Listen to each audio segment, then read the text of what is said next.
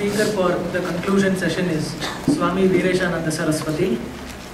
We are very honored to have you here, Swamiji. Swami Veereshananda Saraswati is the president of Ramakrishna Vivekananda Ashram, Tumukuru. He graduated in Electronics and Communication Engineering from the University of Mysuru. Inspired by the teachings of Swami Vivekananda, he has dedicated his life to the service of humanity.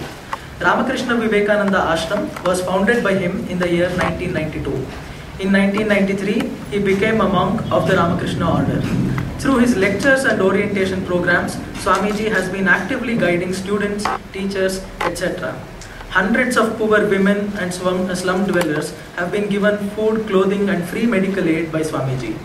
He has visited many a foreign country like Italy, France, Germany, etc. and conducted personality development camps. In 2004, Swamiji attended the World Parliament of Religions at Barcelona, Spain and spoke about minimalizing religiously motivated violence. The Universal Peace Foundation of the United States of America conferred on him the title Ambassador of Peace in 2007. I humbly request Swamiji to deliver the much awaited talk.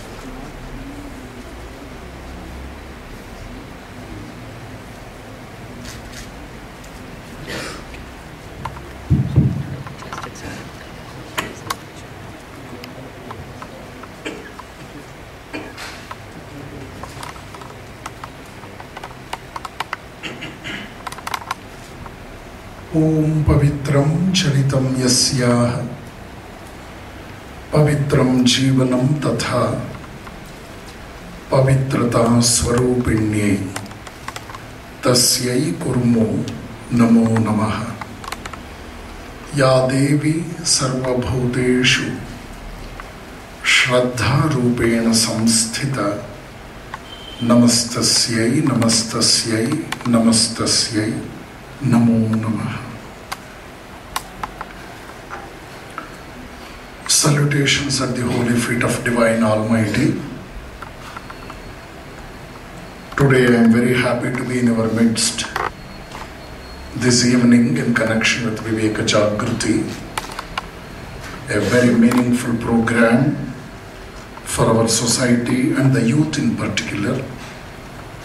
My respects to Professor Nagaraj, the backbone of this institution, for extending me an invitation to be a part of today's program based on the theme Science and Society. My respects to Professor Sudhindra, just now who has completed his job of delivering a lecture on science education in India. My respects to Sri Datta, my old friend and a part of Vivekananda Yoga Sangh in Bangalore, Ramakrishna Math. My good wishes to all the organizers who could make this dream a reality by working for the cause. As the name signifies, Viveka Jagriti, it is self-explanatory, if I say. It doesn't need any further explanation, something like that, in daytime. The very theme, Science and Society, even though it looks like the impact of science on the society or the relationship in the society with respect to science, I think that is the surface truth. My dear friends, Many of you are from the field of engineering sciences. Of course, many of you are from the field of science. Need not be engineering alone.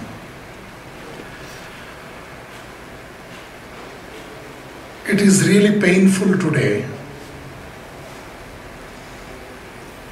to feel that science and spirituality are contradictions. They are contradictory to each other.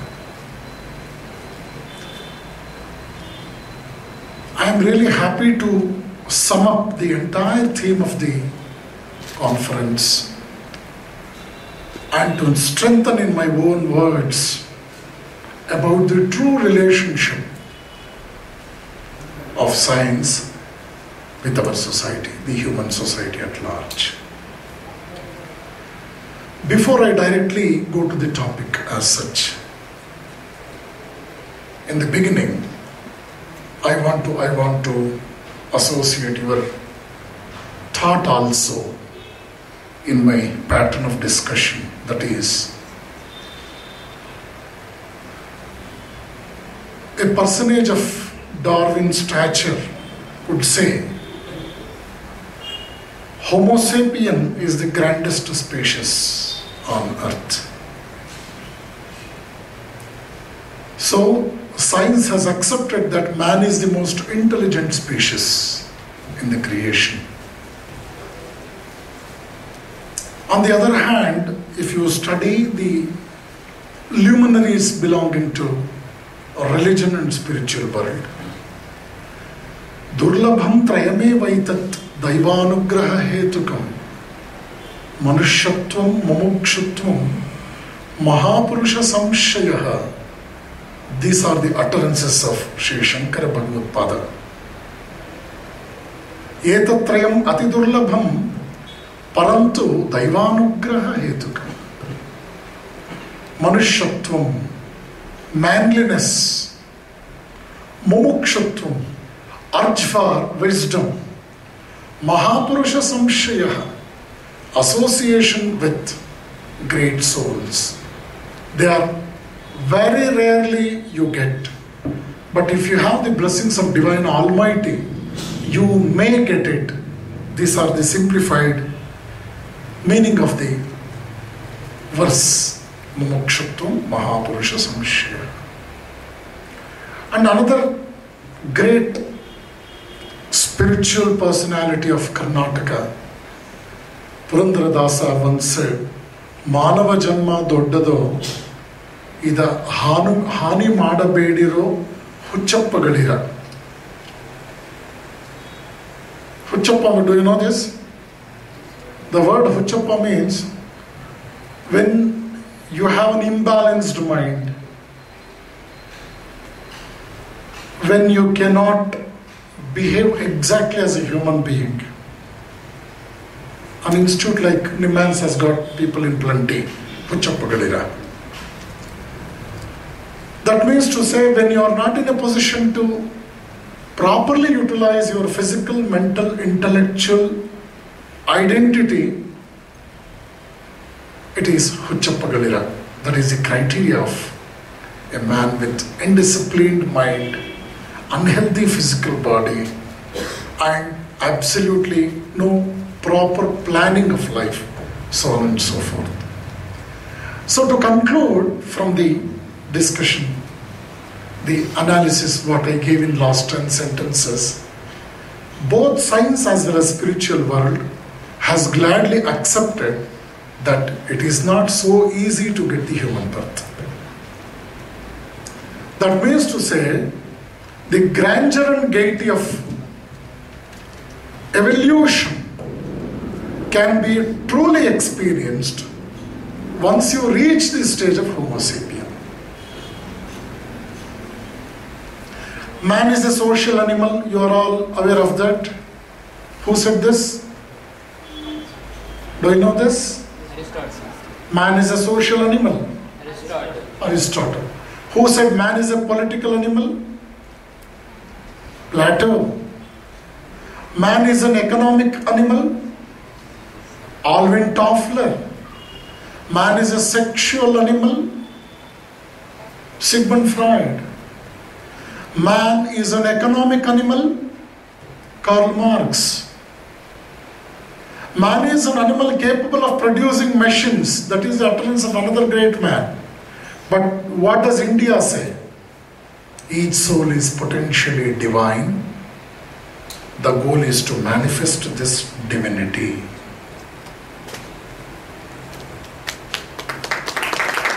See the difference. Political animal, social animal, economic animal, sexual animal. Animal capable of producing machines. So many versions you come across in the history of world at different parts of our history. People, how could they project man as such? But ultimately, O man, know thyself is the greatest challenge that was put forth before the human dynasty by the great rishis of India.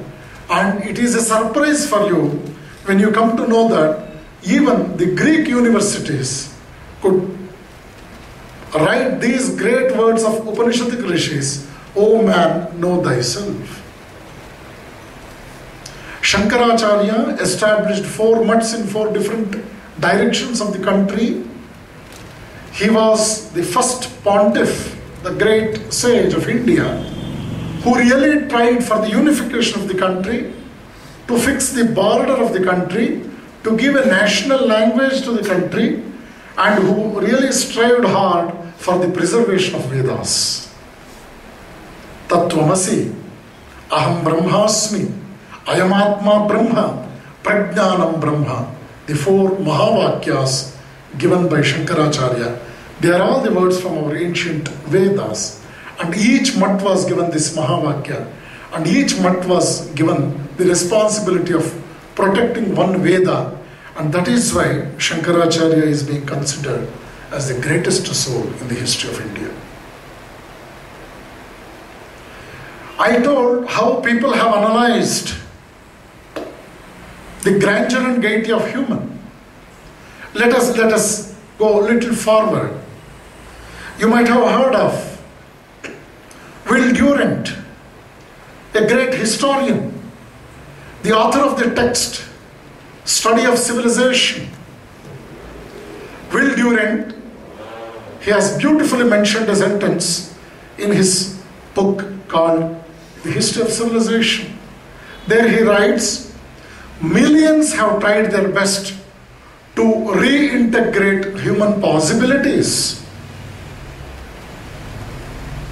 Second sentence is, the greatest revolution in human history is enlightenment of mind and improvement of character. The third sentence and most important sentence in the galaxy of the first 3 sentences is, the greatest revolutionaries are philosophers and saints. He was a very great historian. He was aware of many of the revolutions that took place in the history of humankind.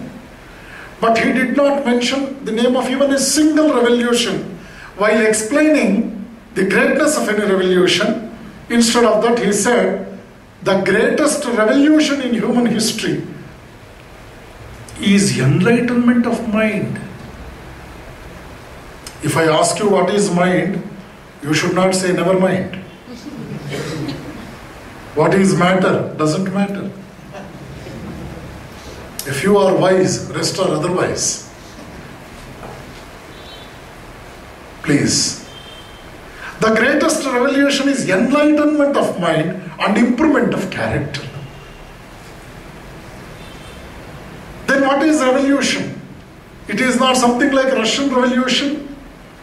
It is not something like the revolution conducted by Karl Marx or such luminaries. Today, where do you find the words of Stalin and Lenin?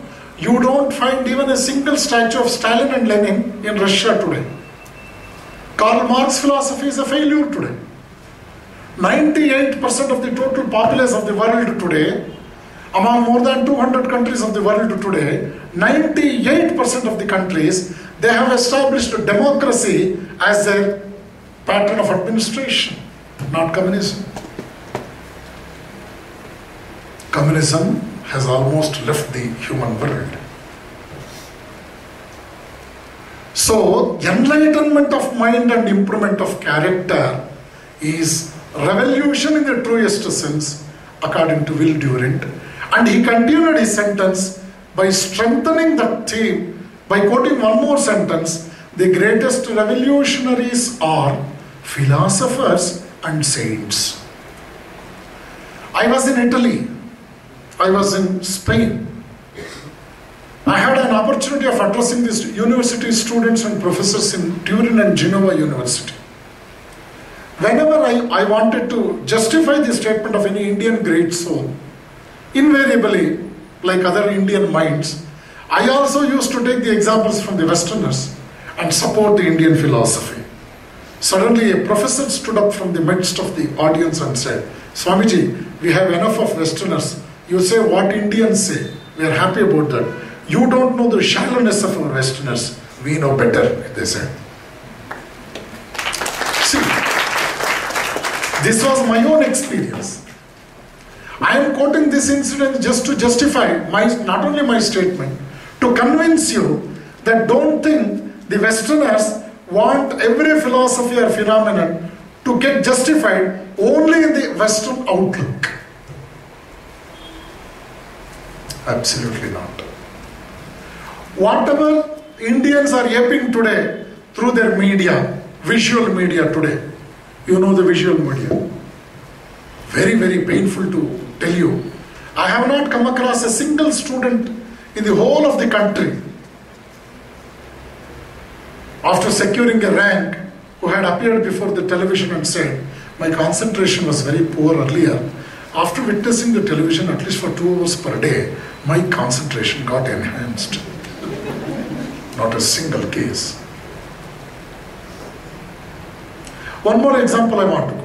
I have not come across any pair of mother-in-law and sister-in-law appearing together at the same time in front of the TV screen telling that we used to quarrel very much earlier, but after going through the serials from Monday to Friday,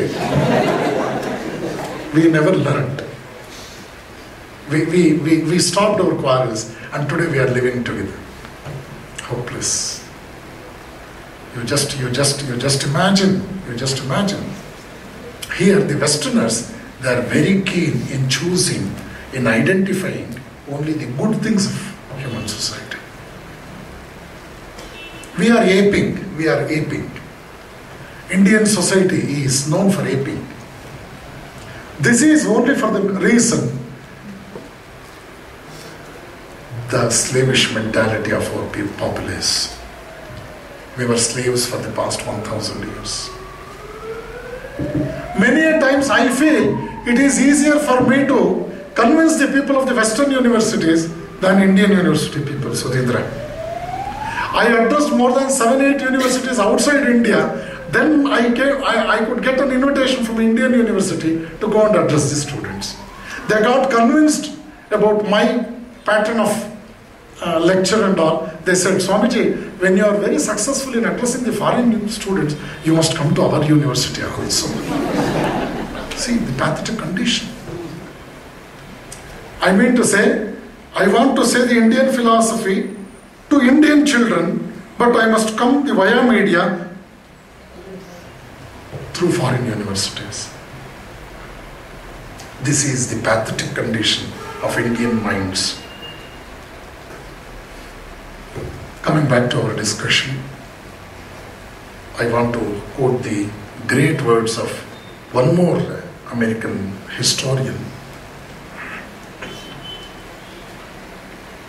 He says, "I want to categorize the people of the world into 4 groups.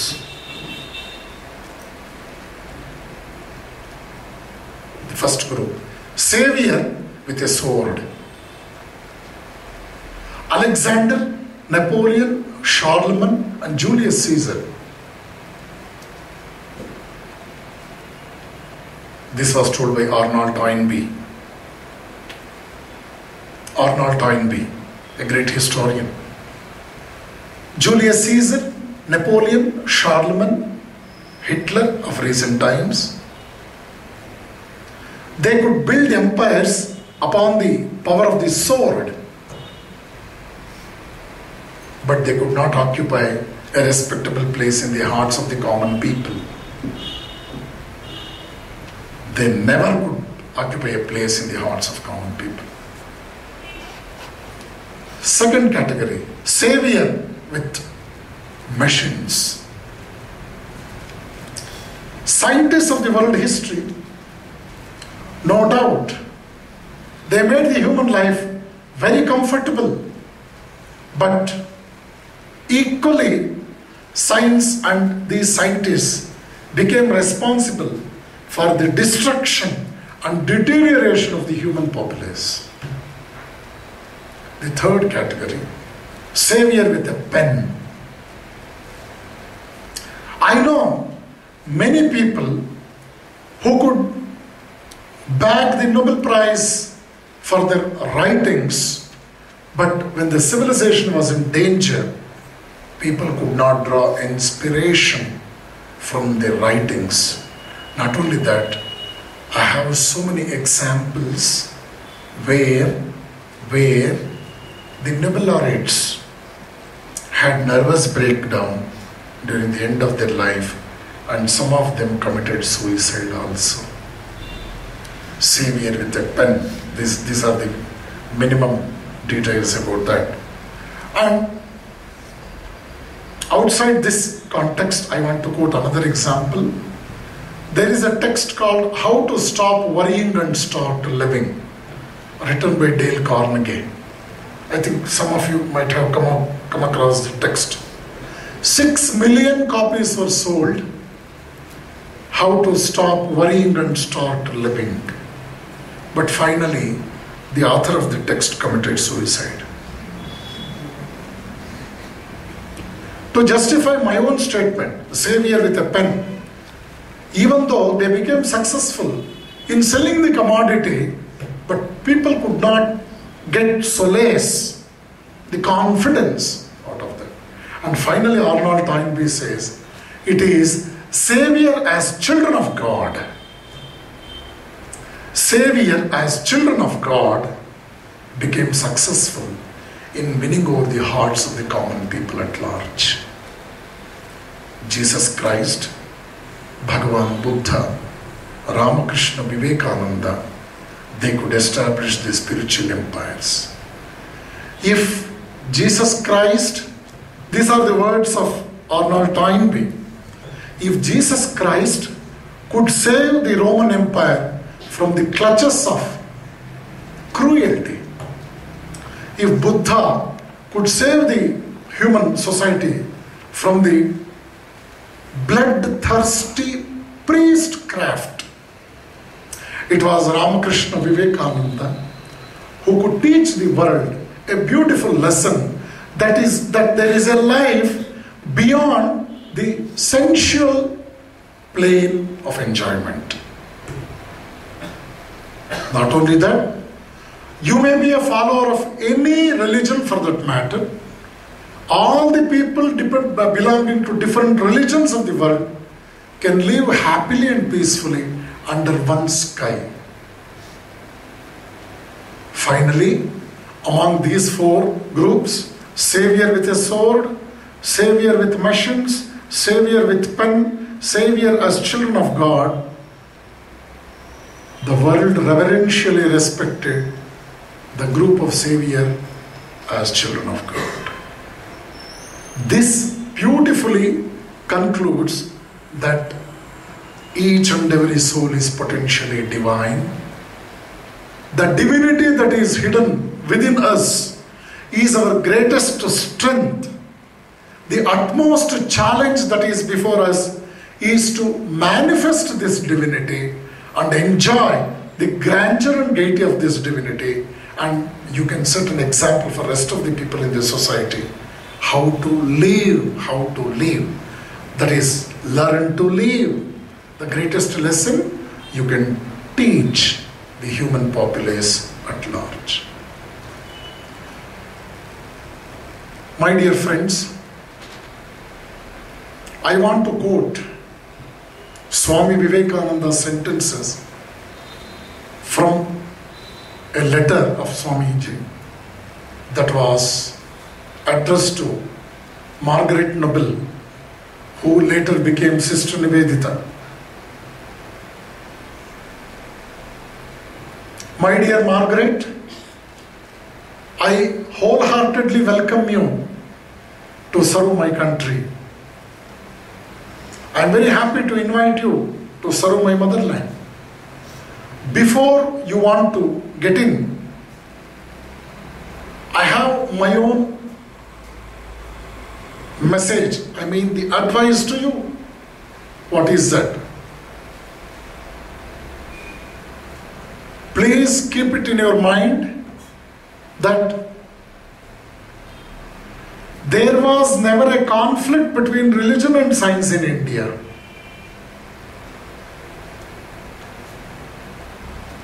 Because religion could answer all the challenges of science and it could give still higher level of science.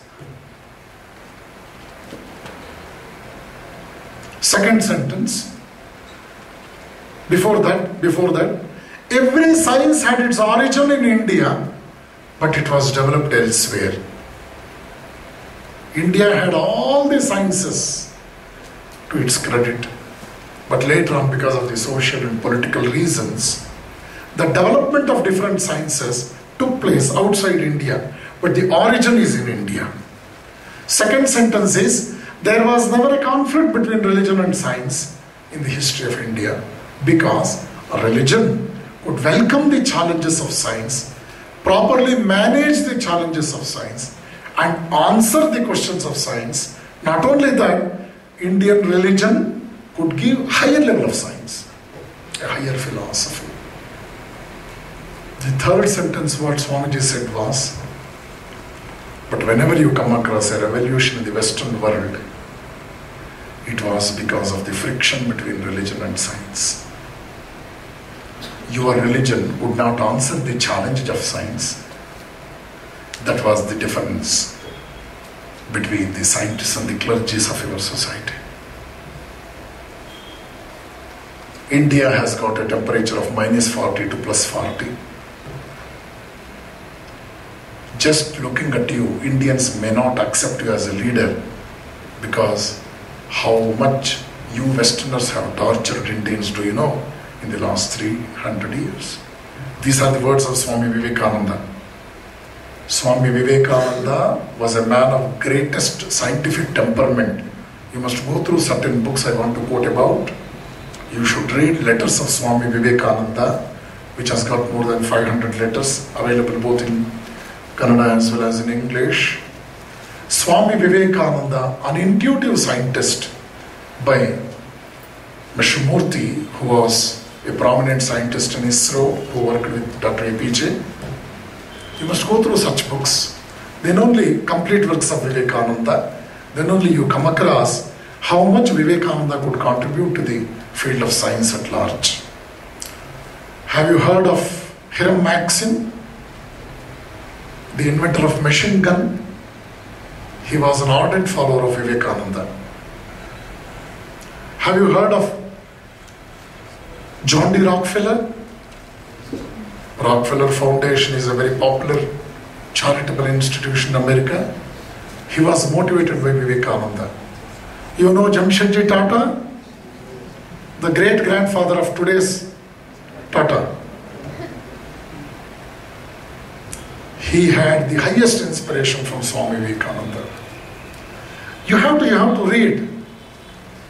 That is very important. If you don't read your own grandeur of your society and country, if you don't love your own country, if you go only for Google in search of all the great achievements of the rest of the people from outside world, how can you develop love for your own country? India is rich in all aspects. It is a very great country, very great country. The greatest history we have to our credit. So, I repeat the sentences of Vivekananda Every science had its origin in India, but developed elsewhere. There was never a conflict between religion and science in the history of India.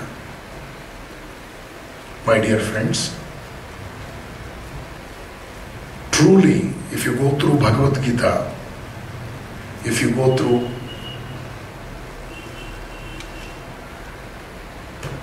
Upanishads, especially the message of Yama and Nachiketa's conversation, Kathopanishad, if you go through Viveka Chudamani of Shankaracharya, Atma Bodha of Shankaracharya, you all agree with me that at subatomic level, the proton of one element is as same as the proton of another element. Likewise, at the Atman level, we are all alike. This is Shankara's phenomenon of Tattva of Atma Chintana. You agree that at subatomic level, the proton of or electron of one element is as same as the electron of another element. Like that, at the Atman level, we are all same. That is beautifully being explained by Shankaracharya under the concept in his complete works of India, under the title Macrocosm and Microcosm. That is a beautiful concept. You must go through it. It's in simple English. It is in very, very simple English.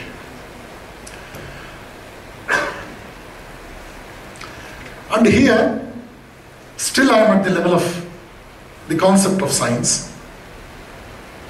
You know, science can prolong our lifetime according to Albert Einstein's statement.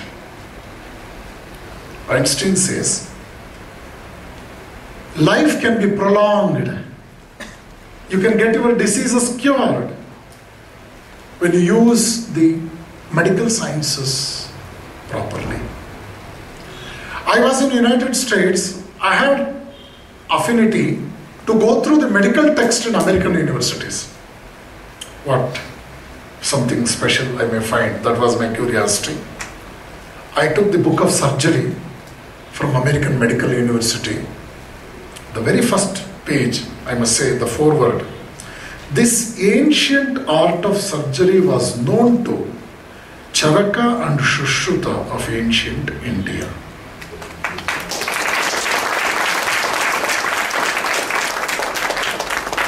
Do you know surgery is the greatest contribution of Indians? Charaka and Shushruta. And invariably he made one more beautiful quotation there, a quoting of Charaka and Shushruta, of course. He says, every doctor in the society has got two responsibilities. Number one, he should care for not only the physical health of the patient, but also the ethical health of the society. See how beautiful it is. That is why it is said, Vaidyo Narayano Harihi in Indian society. If he is a true doctor, he should take these two responsibilities on his shoulders and he should say, I am responsible for the physical health of the patient and the ethical health of the society. If you don't cater the needs of the society and an individual based on these two conditions, then also you remain a doctor, but the title varies, then you will become Vaidyaha Yamaraja Sahodaraha. Earlier it was Vaidyo Narayano Harihi. See the difference, see the difference. And this explanation, I got it from a medical text of American Medical University. This great art of surgery was known to ancient Indians. It was Charaka and Shushruta who did the first surgery in human history very successfully. My dear friends, the greatness of Indian way of life is, you are very much aware of Darwin's evolution phenomenon, which says struggle for existence and survival of the fittest. Right? You know that. You know that very clearly. Struggle for existence and survival of the fittest. Swami Vivekananda says, It is not struggle for existence, rather it is struggle for expansion. A human being need not fight for his own existence. My existence must supplement the existence of rest of the people in my society. I must live beyond the self. This is what Swami Vivekananda beautifully mentioned in one of his letters that was written to the Maharaja of Mysore. My dear Maharaja, life is short, vanities of the world are transient, but they alone live. Who live for others. Rest are more dead than alive. What is the grandeur of human life? How can you serve the society? You are a man of scientific temperament. You should not confine yourself to the level of science as mine is struggle for existence. No, that is a jellyfish existence. That is a jungle law. Vivekananda says it is struggle for expansion. They alone live. They alone live. Who live for others? In this sentence, you have the highest science, you have the highest philosophy, principle of a society also. What is the highest science? Your life should not be self-centered. They alone live who live for others. That means to say, your vision of the society is very wide. Your world is very vast. You are not self-centered man. You don't want to enjoy your own self, the happiness in your life. You want to share. You want to share and care for the rest of the people in your society. You have agreed that man is a social animal. And survival of the fittest. How do you measure the fitness for a human being? What exactly you justify? How exactly you justify an individual? He is fit to be a human being. Not merely your physical appearance. Very painful to tell you that today in our society,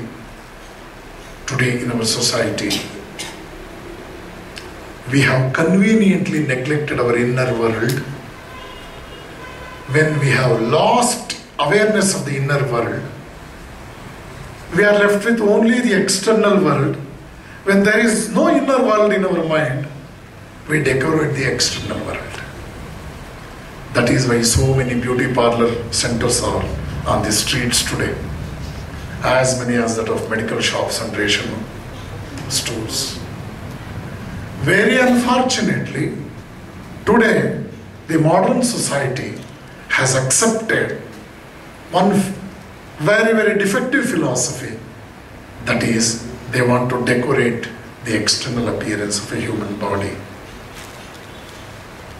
But mind you, the greatest truth is contents are more important than the container. Contents. What is the content? Each soul is potentially divine. That is the highest science.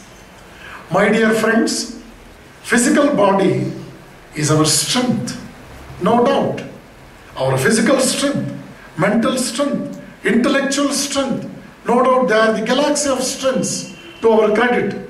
But spirituality says it is the moral strength and ethical strength that plays a vital role in making the physical, mental and intellectual strength more manly, more ethical and more moral. That is why Swami Vivekananda said, it is more honorable to accept the defeat in the right path than trying for success through wrong means. In mathematics, you know, plus into plus is plus.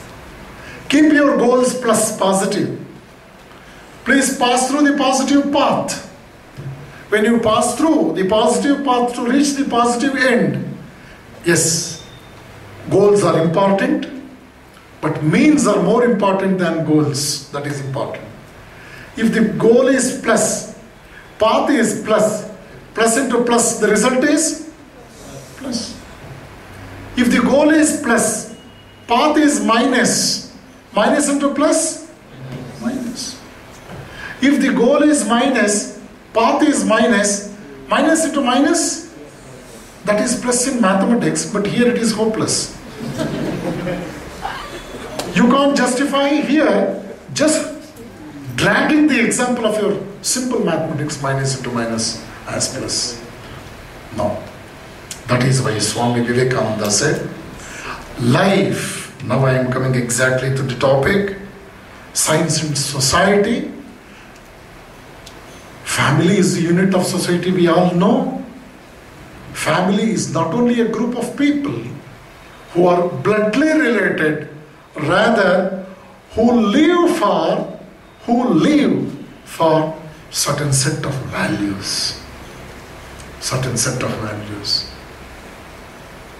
An individual becoming a personality, and this personality ultimately becoming a citizen, is the need of the hour. Is the need of the hour.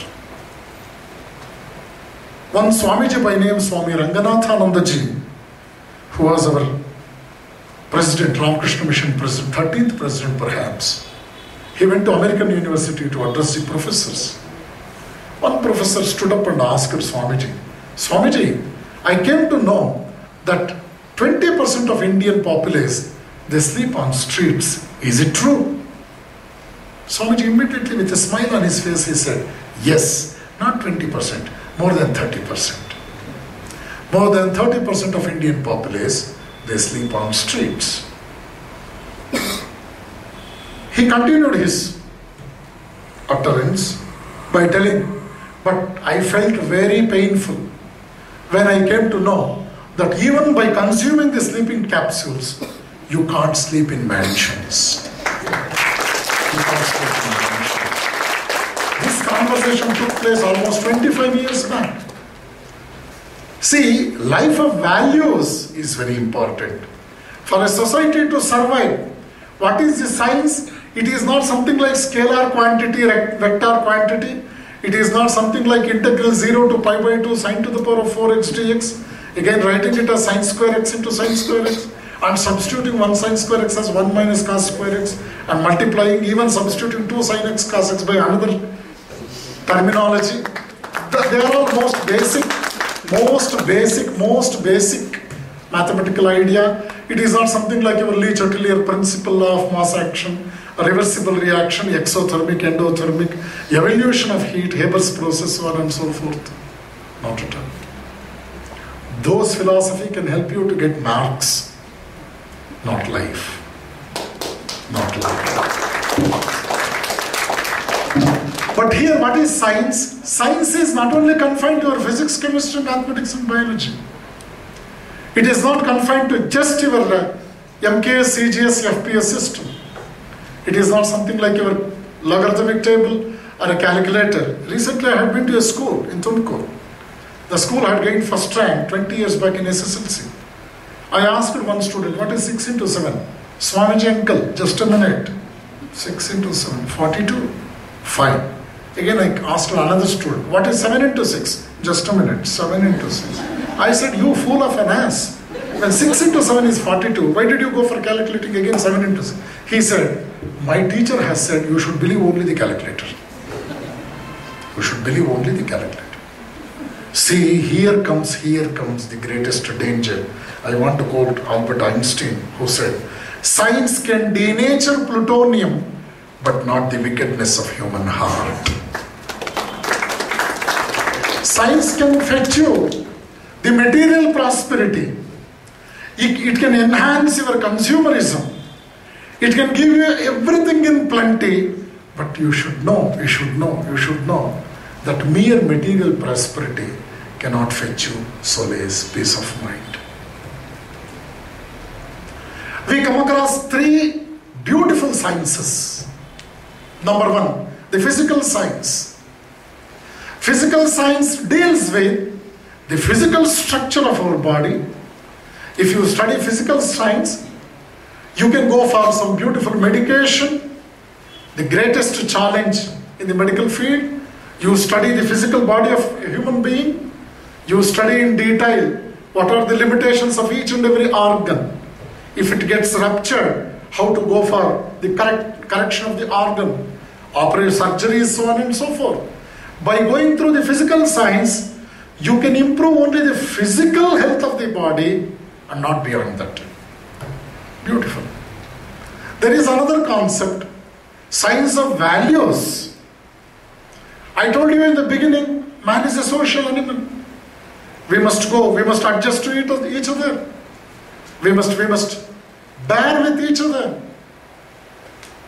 I must bear with you. You must also bear with me. If I cross the time limitation, I don't do so, don't worry.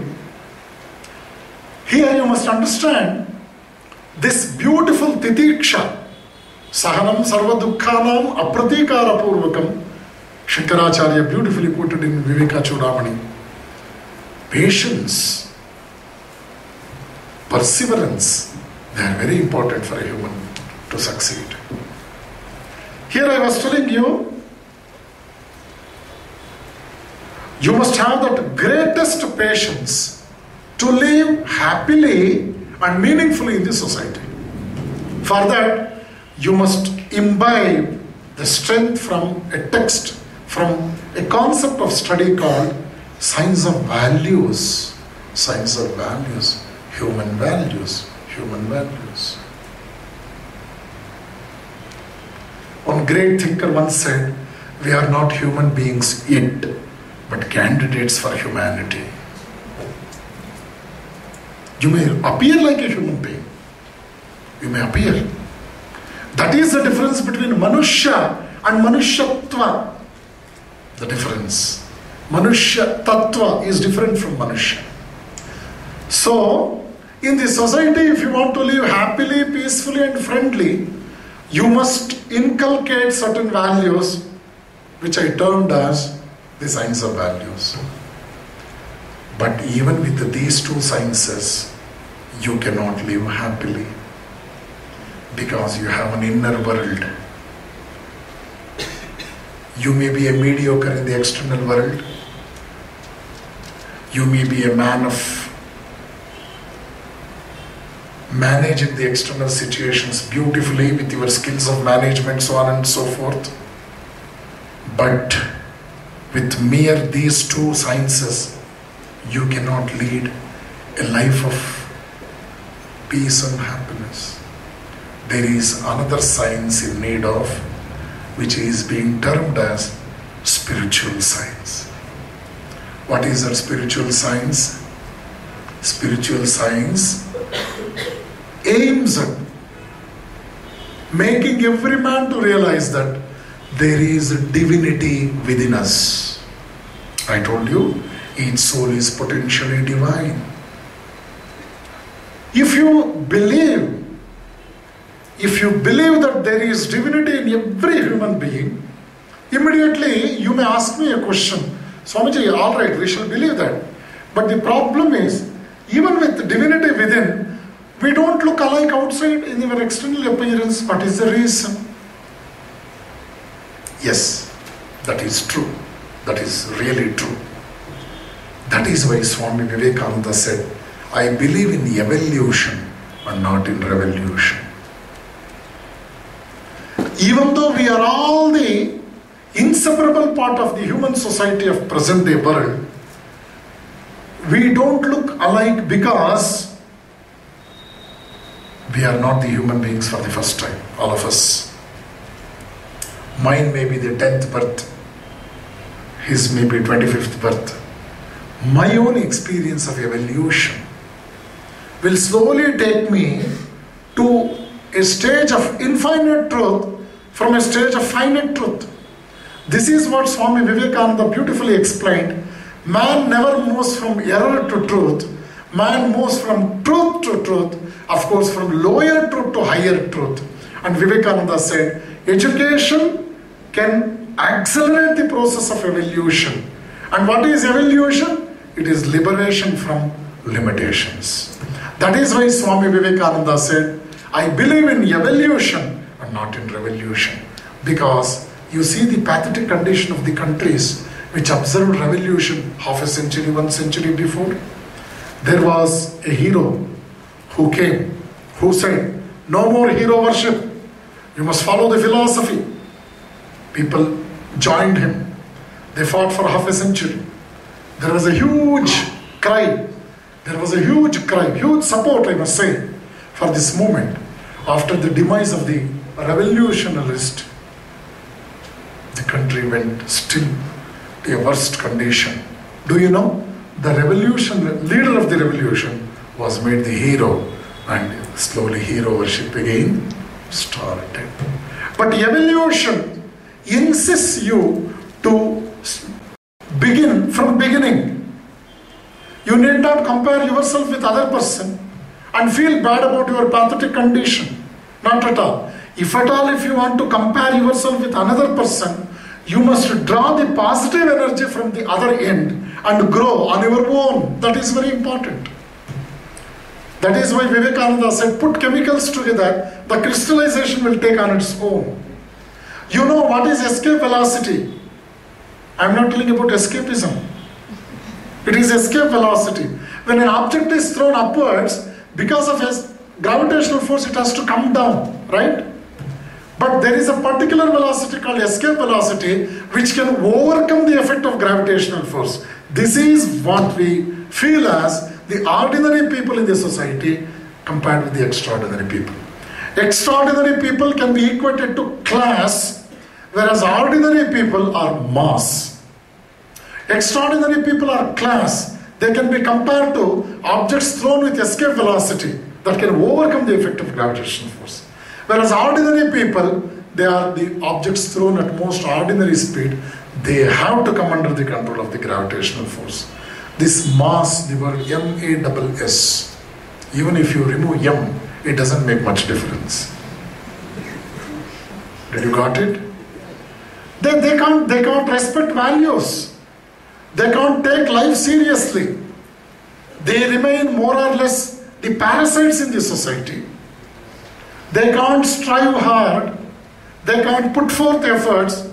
They never encourage hard work.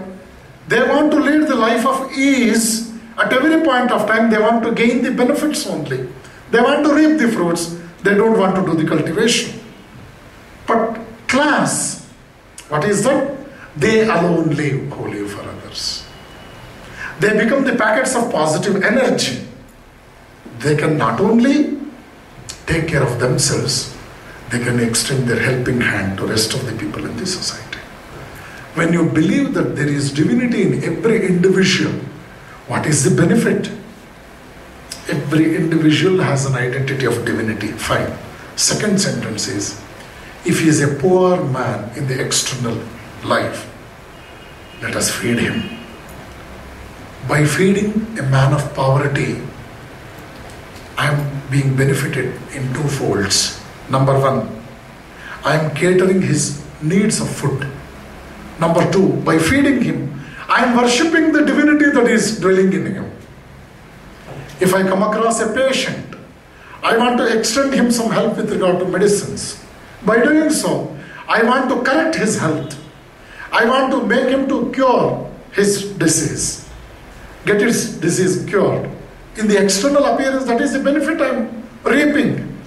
But truly, I am worshipping the divinity that is hidden within him by extending my help to him, what was exactly needed for him. That is the purpose. See, if you believe that each soul is potentially divine, you don't feel much difference between two individuals in the society. You feel your concern for brothers of the society. To the best of your capacity, you support them. Thereby, there will not be any cutthroat competition. More than competition, it becomes compassion. See, that is the highest science. That is the highest theme of society to come up. Rockefeller, who was inspired by Swami Vivekananda, made a huge charity by reserving all his wealth under the banner of Rockefeller Foundation. After he came in contact with Vivekananda, once Vivekananda said, You are the trustee of God's property. Property is not yours. You must serve the human society. He came back with a huge amount of check and threw it on the table of Vivekananda and said, say thanks to me. I have donated so much. When you go to old temples, even maybe available in Bangalore also, you will find a tube light. On the tube light, they might have written, Danigalu, Srimati Mattu Shri so and so, Mattu Makkalu, Mommakkalu, Mari Makkalu, date. A tube enadru burn agodre, tippe bisaktar. You are the trustee of God's property. You must thank me, rather expecting me to thank you. You may be ready to give something, but when there is no hand below your hand, who will accept your gift? The giver must remain thankful to the acceptor. This is what Swami Vivekananda told Rockefeller, and that was an eye-opening for him. And later on he made a huge charity under the banner Rockefeller Foundation. Do you know the greatest achievement of Rockefeller Foundation? Today's Chicago University had the greatest contribution from Rockefeller for its upcoming in those years. Rockefeller started some colleges for the American blacks, whom we generally call as Negroes in Indian context. You cannot call them as Negroes in American soil. If you say he's a Negro, you will be behind bars. You must tell American blacks. That is the terminology you have to use on the foreign soil. And he supported several hundred educational institutions which were on the verge of collapse. Not only that, he supported great research works which could get the research work successfully in the field of penicillin. That was the greatest financial support of Rockefeller Foundation. You might have heard of one scientist who bagged the Nobel Prize in 1960s, Norman Borlaug. In 1960, there was an acute shortage of food grains all over the world. He could discover a drought-resistant, disease-resistant wheat. Thereby, he could minimize the food problem of the world at large. When he was felicitated during the function that was aimed for giving the Nobel Prize, he said, I remain grateful to two great souls. Number one, Rockefeller, whose foundation funded me to pursue this research. Number two, that great monk of India who motivated Rockefeller to do the charity. He was none other than Vivekananda. To conclude, my dear friends, spirituality is not something like leaving your house, going to a forest,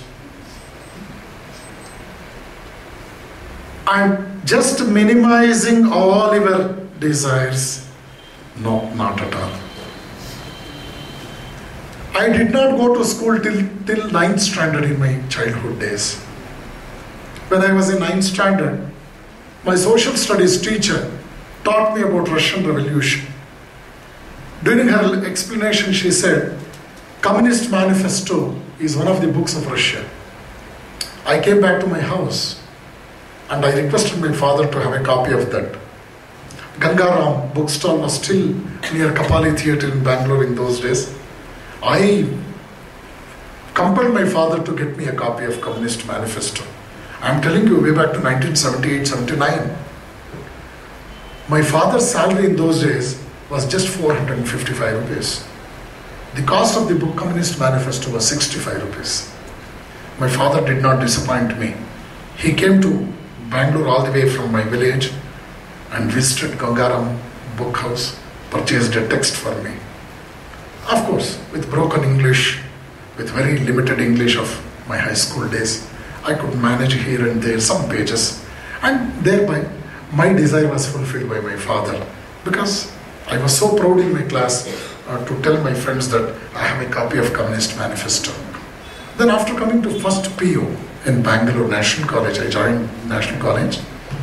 Slowly I started reading Swami Vivekananda. Vivekananda's philosophy really strengthened me in all possible ways. And later on I came to know that how fortunate we are to be Indians, because we have the greatest Vedas, Upanishads, Brahma Sutra, Bhagavad Gita to our credit. I very sincerely tell you, you have so many religions. I don't have any inferiority or any words of lesser importance to any other religions, I'll tell you. But the fact I want to present before you is, in those religions, if they lose faith in their prophet, in their individual religious book, no other go. But here in Hinduism, I'll tell you very sincerely. When I say Hinduism, you should not think on the political analysis. I was on the stagecraft with half a dozen MPs and central ministers once 10 years back, addressing a huge gathering. Today, India has become a lunatic asylum, a huge lunatic asylum. If I say Bolo Bharat Mata Ki, then the politicians will start looking at me. This Swami must be a BJP man then. That is the worst mental status of today's Indian society. You should know this. See, in Hinduism, you need not go for idol worship alone. Even if you don't worship, you can remain a religious man. You give up all 33 crore deities. You just respect a value. You are a religious man.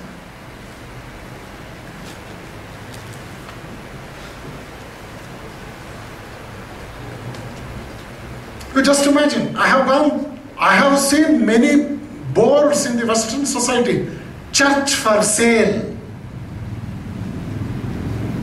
Do you come across a temple for sale in India? Today's Bharatiya Vidya Bhavan of London City was earlier a huge church that was purchased by our Mathur Krishnamurti ji, who was then the chairman for Bharatiya Vidya Bhavan in London. This I am telling you, not to make my religion great and other religions inferior. No. I am a Ramakrishnite. I respect every religion. I am telling you, the other religions are of recent times. America doesn't have a history of 2000 years. Europe doesn't have a history of 3000 years. But India has got a history of more than 10,000 years. You have the greatest justification. Recently I addressed students on the occasion of International Yoga Day. Even during Harappa Mohenjo-daro time, you say Harappa Mohenjo-daro Parampara, you come across so many sculptors who could engrave the different styles of yoga in the temples of those days.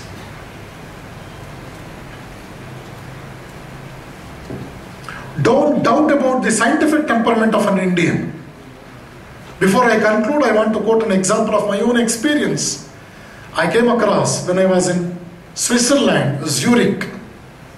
I met one person. I asked him, what is your name? He said, I am Vidya Shankara. I was surprised. You are a European. You are telling your name Vidya Shankara. How is this? So fascinating. Very interesting. He said, basically I am a Christian. I came to Rishikesh, studied Sanskrit for 13 years.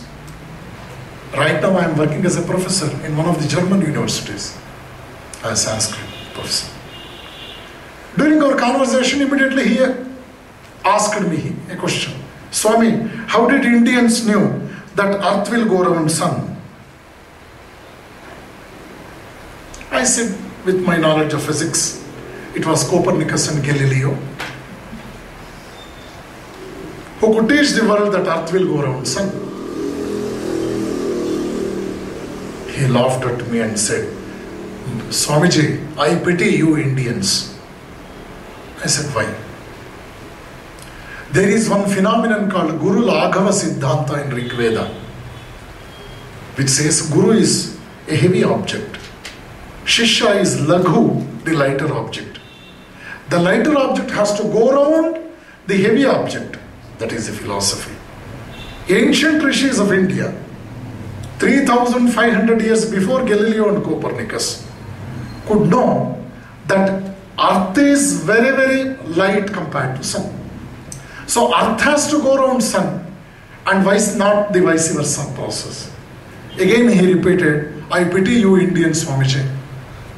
3,500 years before Galileo and Copernicus, Indians could identify through Guru Laghava Siddhanta, that is in Rig Veda, which says Earth will go around Sun and not vice versa. Being an Indian, a monk of India, after my return, I requested Kanchi Kamakoti Pita librarian to send me a copy of the reference what the previous Paramacharya had made in one of his lectures, quoting this Guru Laghava Siddhanta, and beautifully it has been mentioned in more than 2.5 pages.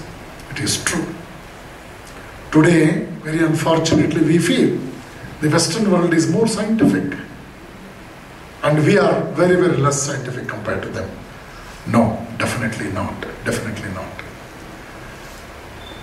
My dear friends, conviction of the powers of goodness, absence of jealousy and hatredness, suspicion, being good and helping others to become good are the three beautiful ideas Swami Vivekananda put forth for the upliftment of any individual or any society for that matter. Conviction of the powers of goodness.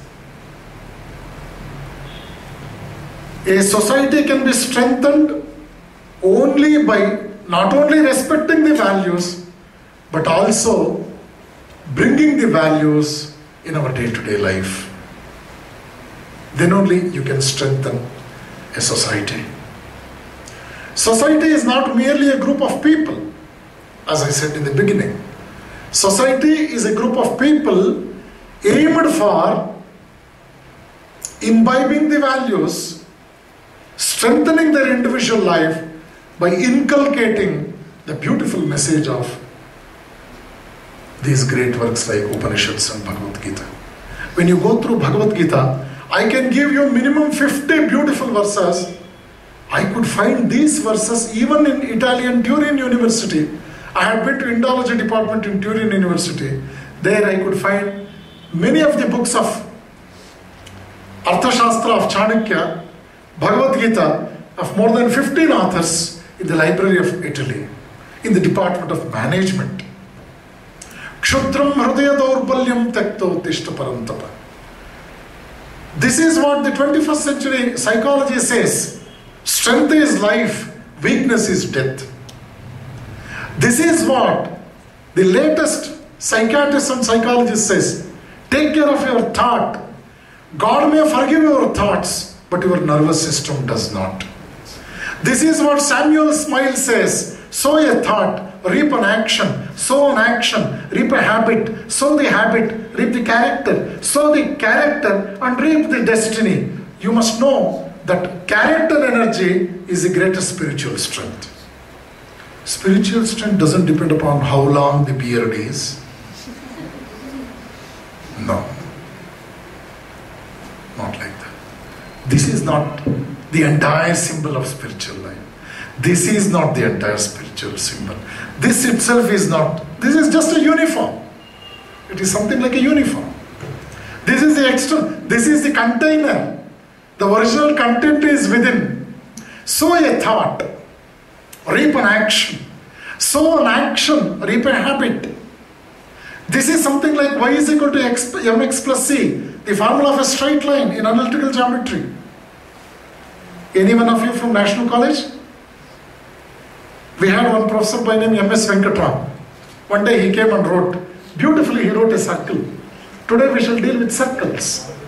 We were astonished to see a beautiful, perfect circle that was written by my teacher on the blackboard. We asked him, sir, ಇಷ್ಟು ಚೆನ್ನಾಗಿ ಬರೆದ್ರಲ್ಲ circle, ಏನು sir ಇದು ಗುಟ್ಟು?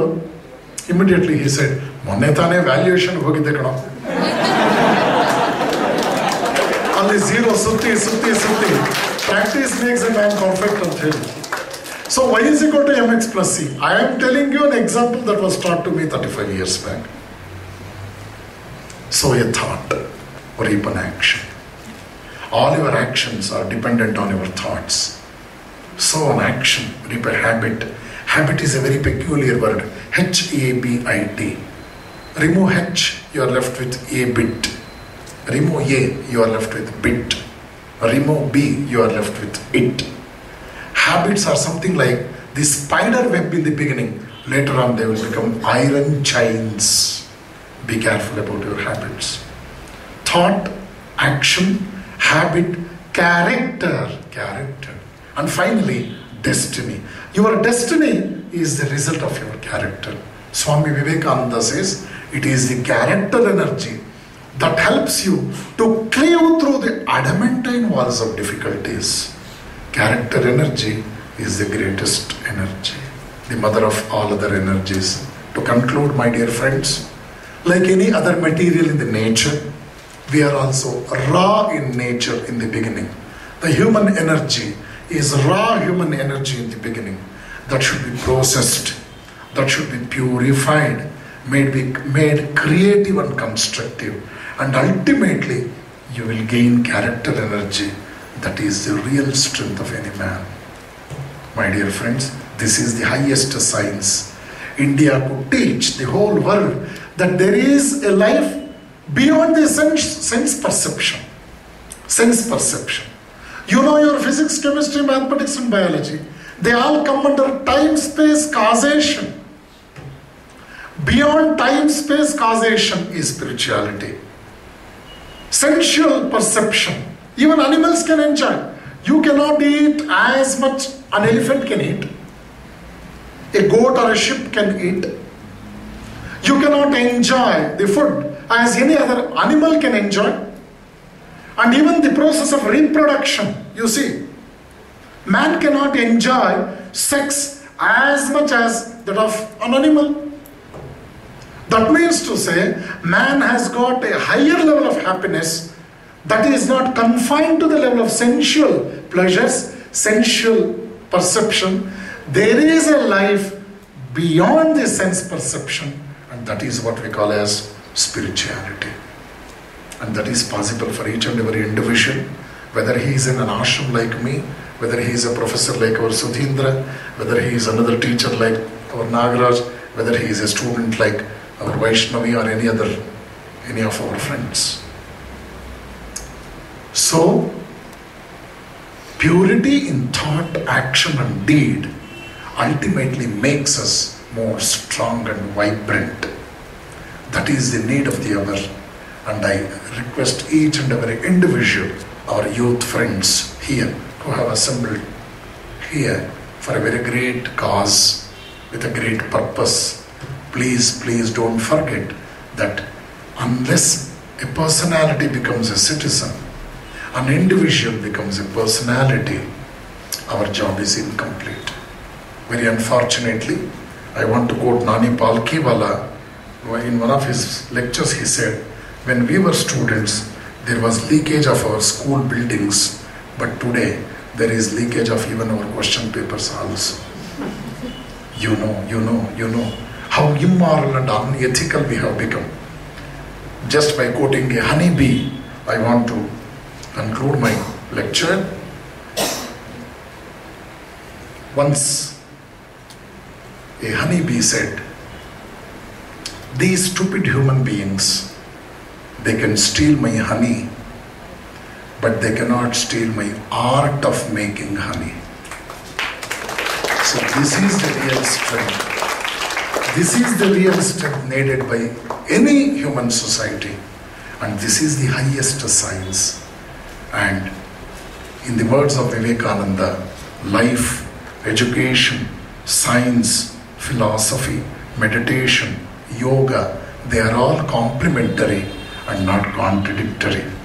By saying these words, I thank Vishnu Nagaraj and all his friends Sister Vaishnavi, who inspired me to accept the invitation. She called me from Bombay when she was during her vacations. She was in Mumbai in her uncle's house. She called me and said, Swamiji, you must make it. You must come for our program, she said. And when I came to know the exact purpose of the program, I felt very happy to be a part of this. And today I have enjoyed my participation in this occasion. I wish all of you a very, very meaningful future.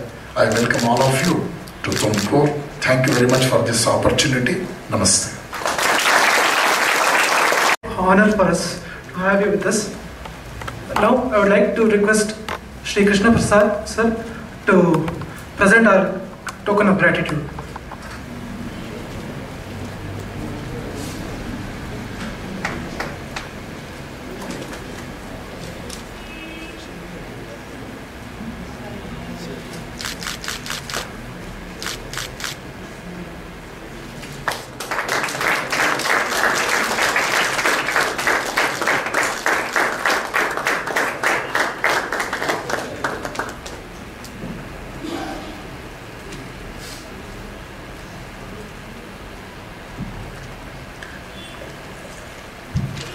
Sincerely thanks Swamiji for taking his time of his busy schedule to be a part of our program.